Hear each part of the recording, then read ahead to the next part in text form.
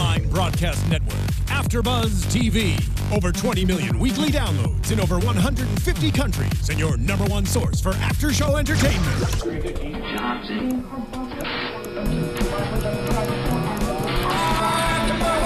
AFTERBUZZ TV, the destination for TV superfans. Producing after-shows for over 300 of your favorite TV shows. Interviewing celebrities and showrunners. And bringing you behind-the-scenes exclusives. All thanks to E! Entertainment's Maria Menounos, producer Kevin Undergaro, and internet leader Akamai. Now, let the buzz begin! Internet. It is so fantastic to be back with you for another AfterBuzz show for Archer. This is Season 6, Episode 4. It's titled Edie's Wedding, probably because Edie had a wedding. It's an apt title. It's fair, it's honest, it's in the zone. I like it. Hey guys, if you haven't already done so, please subscribe to our channel, youtube.com/AfterBuzzTV. You can check us out on iTunes. You can check us out on SoundCloud. You can always pop by the YouTube page. If you're watching YouTube right now, it's horrifying because, as you may have noticed, I'm the only one in the studio. And that's okay, guys. As weird as it is for you, it's going to be weirder for me. We're going to get through it, everybody. It's fine. We love interacting with you guys. We love hearing from you guys. So if you're on the YouTube page, if you're on Twitter, get at us. Shout out at us. If you're on iTunes, you should rate us because that's the kind of thing that we love. So get in there, do that, and we will be happy. Who is we? Really, it's a me because I'm the only one here tonight. I'm Greg Goodness. You can find me on Twitter at Greg Goodness. Go ahead and tweet at me during the show. I'll try to shout out at you. And we'll go ahead and get through this together, guys. You know what we also got through tonight, folks? A fantastic episode of Archer. Man, oh man. So this was a Archer and Pam heavy episode, which are always at least my personal favorite episodes. I think that is a weird dynamic.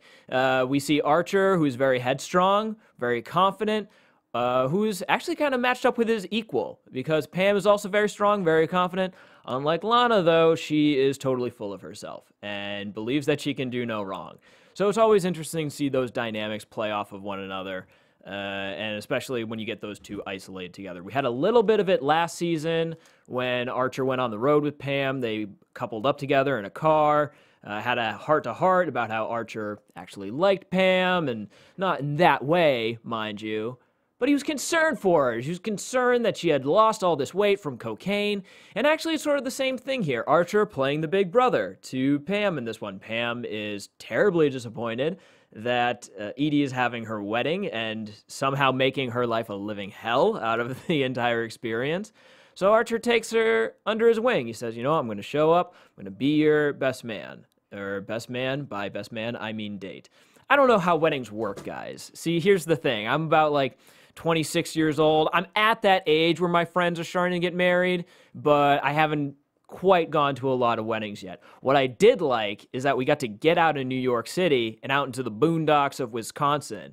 And my favorite visual of the entire episode is the seedy motel that Archer and Pam are staying at with the letters and numbers rearranged. Like, you know that thing that really, really downtrodden places do where they're using the letter E to signify the number 3 and vice versa. A lot of that going on. Perfectly set the scene, and I was on board. Anyone who's been listening also knows that I have a huge secret crush on Pam. That's not so secret because I'm broadcasting it to you and everybody else in the internet ether. But I do. I like her. I think she's funny. And man, oh man, was she looking great in that white dress that she then immediately got covered in blood from kicking the crap out of Edie, which was fun to watch.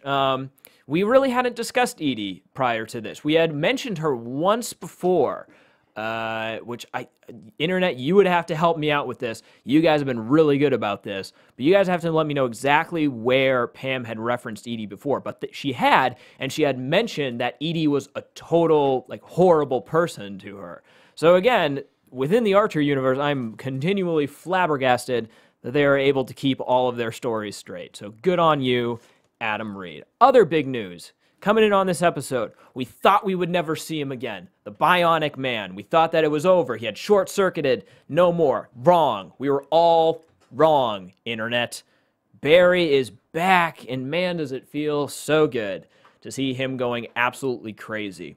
Real plot-heavy episode here. A lot of relationship changes. Not only is Barry back in the picture, now we have Katja supposedly breaking up with, divorcing Barry, and sleeping with the ex-KGB agent that was once the right-hand man of Nikolai Jakov, which is, man, oh man, if you're trying to keep track at home, this is becoming a very complicated familial tree of people who are having sex with robots and having sex with Russians.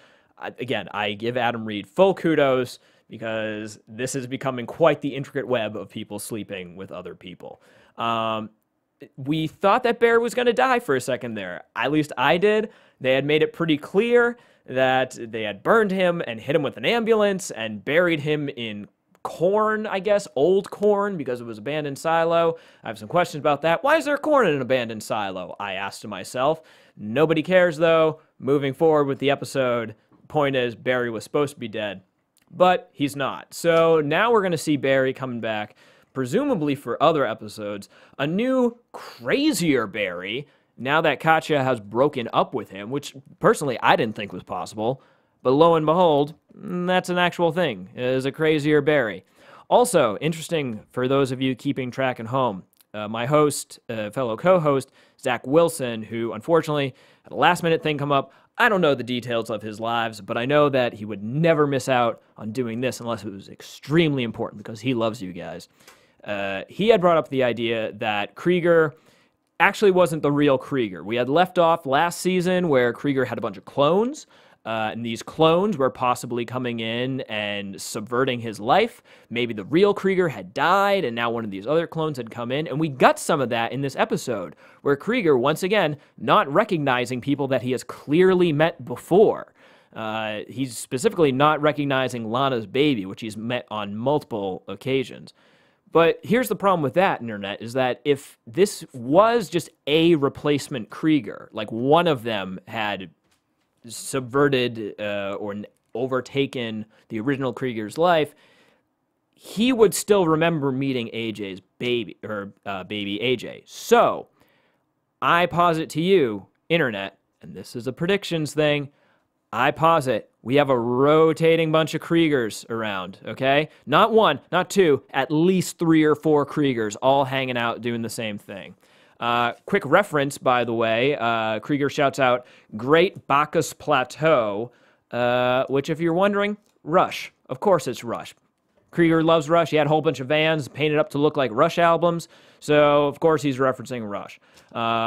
Other random sort of cultural references in this episode, Ike Turner. If you don't know that reference, I can't help you. I don't care to explain it on the air because it's horrible and sad, and we're not going to do that to you, Internet. We're better than that. Other sort of things, Maximum Overdrive. You guys know what Maximum Overdrive is. You can Google that. It's about machines that take over. At least that's my understanding of it. I'm here with Josh, the engineer, in the booth. Can you confirm that? Have you ever seen Maximum Overdrive, Josh? That is a classic 80s, just straight up Emilio Estevez, Stephen King. It's a bad movie. It's a bad movie. Okay. It's a bad good movie. It's a bad good movie that has presumably something to do with robots, correct? Yeah, it's like the robot. It's like Skynet. It's like Skynet, robots overtaking, yeah. Except for soda machines and like Zambois. It's just ridiculous. Oh my god. Dude, I need to see this movie. Oh, you've never seen it? No, that sounds amazing. Oh, if you've never seen it, yeah, you gotta see it. Oh my god. Well, now I have to dive back in and do even further research into this episode. I have to go see Maximum Overdrive. Also, quick reference to Asimov's The Law of Robotics. If you guys don't know that, basically science fiction, robots can't kill, robots can't harm their primary directive. It's a thing you can Google, but definitely if you're curious for the reference, look it up. It's not that complicated. So, while you're looking that up on the internet, guys, I can't stress enough, check us out on iTunes. You have the internet connection. You probably have the software.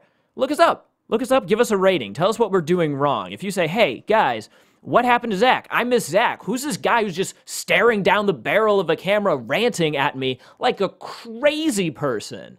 That's something that we want to know. We'll take your feedback. But go ahead, give us a rating. You can do the same thing on iTunes. You can do the same thing on YouTube. You can tweet at us during the live show. Through some crazy algorithm that I will never fully understand, it keeps the lights on in this place. So go ahead, do it. We love you for it. All right, one last quick wrap up here. Lana, trying to find a babysitter. I'm really surprised that this hadn't happened earlier in the season, because given the fact that she has a baby, it's a pretty reasonable thing to ask. Is like, hey, who's going to watch over this baby while I'm doing an insanely dangerous thing? And ultimately, we landed on Cyril, which I was definitely not expecting, because now we have Cyril coming back in the mix. Obviously, Lana and Cyril have a little bit of a history, and Cyril now revealing his nefarious plot to, as I quote, re-hit that. So Cyril, playing the nice guy here, trying to swoop in with the nice guy card, has ulterior motives that Lana does not know about. So apparently doesn't mind that Lana is now a quote-unquote single mother. He is happy to go back in there and mess stuff up. We'll see how Archer feels about that later on in the future. All right, because it's only me here tonight, I'm going to ask that hopefully we can get the spooky theremin music up. Do we have spooky theremin music for predictions? JTE is giving me the head shake of, Now, oh, thank God. Your AFTERBUZZ TV predictions. Loyal listeners know that I absolutely... Ooh, we got the lights on this one, too. Amazing. Yes. Loyal listeners know that that theremin music is my crack. I cannot turn away. I come back here week after week, if nothing else, to hear the theremin music. So predict something. I think that not only is Katya going to break up with her current boyfriend, I think that Katya is going to come back, become a part of Archer's life, and Katya was his original love. So Archer is going to be put in a position where he has to choose between Lana and Katya. Oh my God. How insane would that be, you guys? It's not just Archer's lower brain thinking. It's also his heart brain thinking, being put into compromising positions on that one.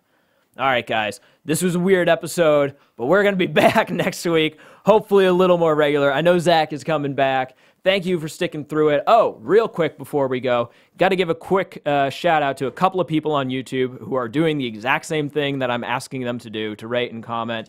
Got to give a big props to Captain Awesome, who was dropping the name of the movie that we couldn't quite figure out from the last episode. 1975 Clint Eastwood flick, The Eager Sanction. Last week's episode called The Archer Sanction. Also took place on a mountain. So, good reference.